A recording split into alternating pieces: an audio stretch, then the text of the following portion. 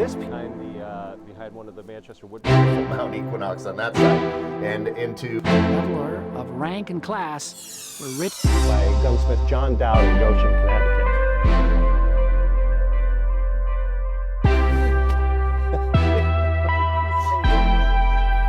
So he died in March. When he buried. And luckily.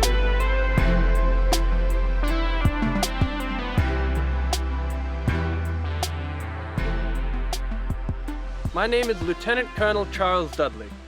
Little did I know, growing up here in Manchester, working as a marble cutter and a teacher, that I would be called upon to fight to preserve this great union, which men lying near me here had fought to establish.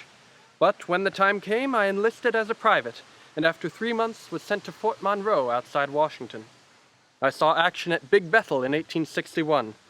I came back to Manchester at the end of my enlistment and helped form Company E. They called us the Equinox Guard. You can see our picture in the lobby of the Junior Equinox building up the street here. We joined up with the 5th Vermont and spent the winter of 1861 in Virginia. I'm happy to say my men loved me for my compassion. However, at times they resented me for being a disciplinarian. However, they came to realize that the toughness I showed them helped prepare them for a much tougher reality than they could ever have dreamed of on the bloody battlefields of the war. Yes, I was praised for so-called bravery at Lee's Mills, Savage Station in the Peninsula Campaign. I was promoted to major in '62, and then served on General Grant's staff. But I always felt that the cause I was serving was greater than I was. After the Battle of the Wilderness in '64, though wounded, I was promoted to lieutenant colonel and assumed command of the entire 5th Vermont Regiment, comprised of about 1,000 men. A few days later, they wanted me to go to the hospital as I was sick from my wounds. But Spotsylvania beckoned and my men needed a leader. While at the brigade's head and waving my men forward, I was shot. When they pulled me from the field, doctors found 8 accumulated wounds.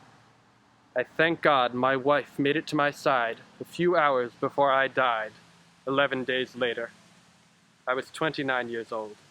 George Benedict wrote of me some years later that he was one of the bravest of Vermont's brave, had notably distinguished himself on several occasions, and few deaths in the whole course of the war occasioned greater sorrow among the Vermont troops than his own.